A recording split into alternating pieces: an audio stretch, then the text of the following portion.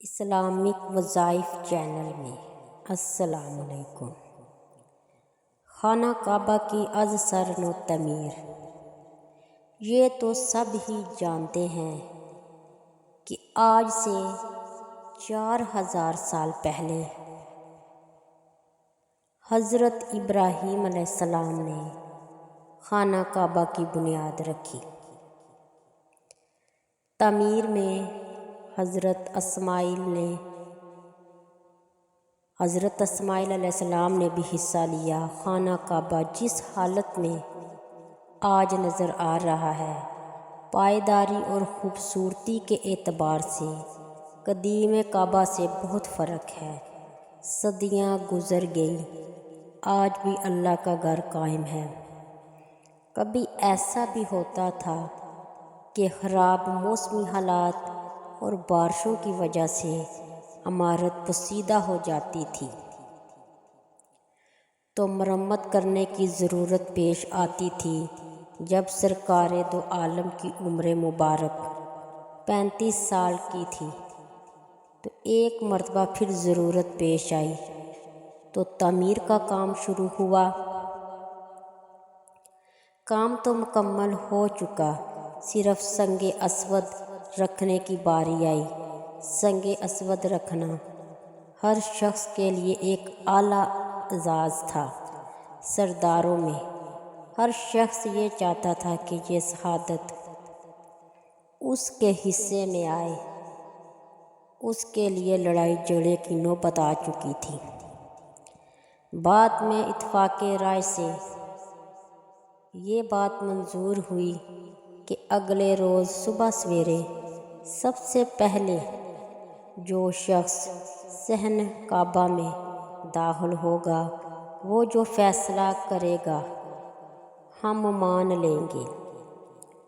دوسری صبح سرکار دو عالم صلی اللہ علیہ وآلہ وسلم کو کعبہ کی طرف آتے ہوئے دیکھ کر سب نے ایک آواز ہو کر کہا، صادق آگے، امین آگے۔ سرداروں نے فیصلہ کرنے کا اختیار آپ کو دیا۔ آپ صلی اللہ علیہ وسلم نے ایک چادر منگوائی۔ درمیان میں آپ صلی اللہ علیہ وآلہ وسلم اپنے مبارک ہاتھوں سے سنگ اسود رکھا اور اس کے کونے سرداروں سے پکڑوا کر حجر اسود کو خانہ کعبہ تک لے گئے، اس کی جگہ پر رکھ دیا۔ آپ صلی اللہ علیہ وآلہ وسلم کے اس منصفانہ فیصلے کی سب نے تعریف کی۔ رسول اکرم صلی اللہ علیہ وآلہ وسلم کا ہر لمحہ اور ہر وقت عبادت الہی میں گزرتا تھا۔ آپ صلی اللہ علیہ وآلہ وسلم ہر کام اللہ کی مرضی کے مطابق کرتے تھے۔ ایک مرتبہ کسی صحابی نے حضرت عائشہ رضی اللہ عنہا سے دریافت کیا کہ حضرت صلی اللہ علیہ وآلہ وسلم کے بارے میں کچھ فرمائیے۔ حضرت عائشہ رضی اللہ عنہا نے فرمایا، آپ صلی اللہ علیہ وآلہ وسلم کی زبان پر ہر لمحہ اللہ کا ذکر رہتا تھا۔ مکہ معظمہ سے 3 میل کے فاصلے پر ایک پہاڑ ہے جہاں ایک غار ہے۔ یہ جگہ بالکل سنسان ہے۔ یہ غار حرا کے نام سے مشہور ہے۔ اللہ کے رسول کئی دن تک اس غار میں گزارتے، اللہ کا ذکر کرتے اور عبادت میں مصروف رہتے۔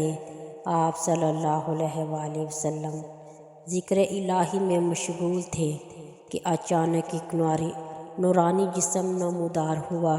یہ جبریل علیہ السلام ہے۔ فرشتے نے کہا، پڑھ۔ آپ صلی اللہ علیہ وآلہ وسلم نے کوئی خیال نہیں کیا۔ ایسا معلوم ہوتا تھا کہ کوئی آپ املاک کو پوری قوت سے دبا رہا ہے۔ پھر آواز آئی، پڑھ۔ پڑھا۔ آپ صلی اللہ علیہ وسلم نے فرمایا، میں کیا پڑھوں؟ جواب ملا، اپنے رب کے نام سے جس نے کائنات کو پیدا کیا اور انسان کو خون کے لوتھڑے سے پیدا کیا۔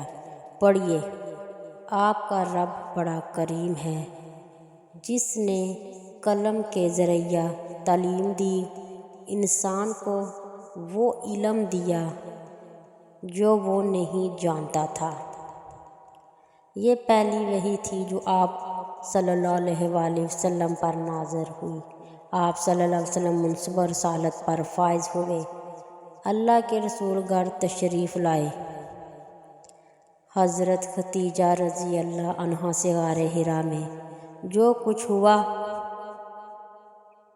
آپ صلی اللہ علیہ وسلم نے سنا دیا۔ حضرت خدیجہ نے جیسے ہی آپ صلی اللہ علیہ وسلم کی زبان مبارک سے سنا فوراً ایمان لے آئی۔ باقی واقعات والی ویڈیو اگلی